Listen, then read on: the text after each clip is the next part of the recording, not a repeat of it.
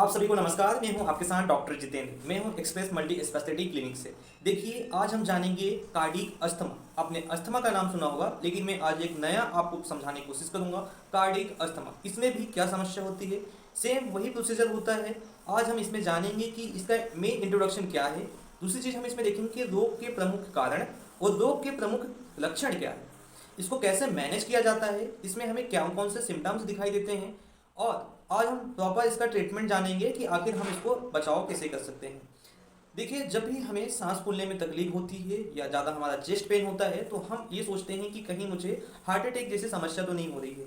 ये समस्या अधिकतर देखा जाता है। अपने परिचय बता देते हैं। देखिए, इसमें कार्डियक अस्थमा जिस भी पेशेंट को अगर होता है, तो उसको लेफ्ट साइड चेस्ट पेन बहुत ज़्यादा होता है, उसको सांस फूलने लगता है बहुत ज़्यादा, सांस लेने में कठिनाइयाँ होती है तथा उसको सांस लेते समय पसीना पसीना हो जाता है वह पेशेंट। इसमें हम रोग के प्रमुख कारण जानेंगे। इसका सेम वही है जो हमें ब्रोंकाइल अस्थमा में हमें देखने को मिला था।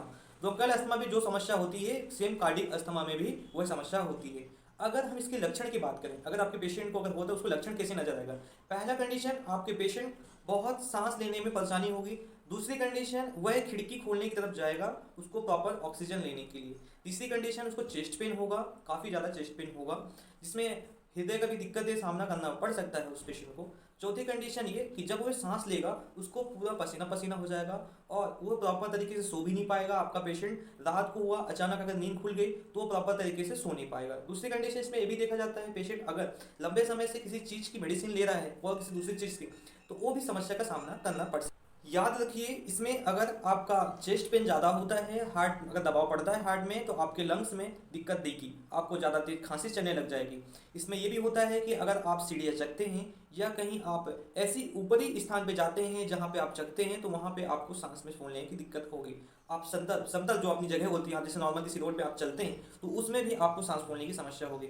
रोगी जो आपका पेशेंट है, उसको अगर रात को सोता है तो अचानक से उसकी रात को नींद खुल जाती है, वो देखता है कि खिड़की की तरफ भागने की कोशिश करेगा उसको प्रॉपर ऑक्सीजन लेने के लिए। उस समय आप बिल्कुल घबराए नहीं। अगर आपके पास जो मेडिसिन दी है आपके डॉक्टर ने, आप उसको लीजिए और नेक्स्ट टाइम आप अपने डॉक्टर को तुरंत बताइए इस चीज़ के बारे में।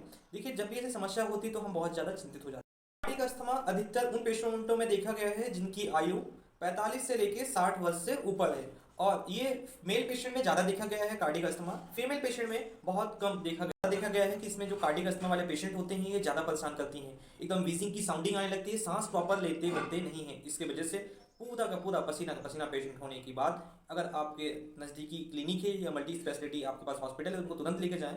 अगर नहीं ले जा सकते हैं तो तुरंत उनका ईसीजी और अपना चेस्ट एक्सरे तुरंत करवाएं, जिससे हमें पता चलेगा कि आपका हार्ट कितना वर्क कर रहा है और हमें लंग्स में क्या समस्या हो रही है, हमें ये जानने को उसमें मिलेगा।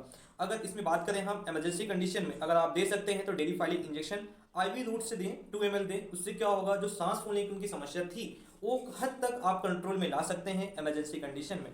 और सावधान रहने वाली बात यह है कि अगर आपने पेशेंट को, आपका कार्डिक अस्थमा का है, एड्रेनलिन इंजेक्शन आपने यूज़ किया है उसको, तो उसकी मृत्यु भी हो सकती है। इसलिए बहुत सावधानी से जो भी काम करें अच्छे से करें। Thank you.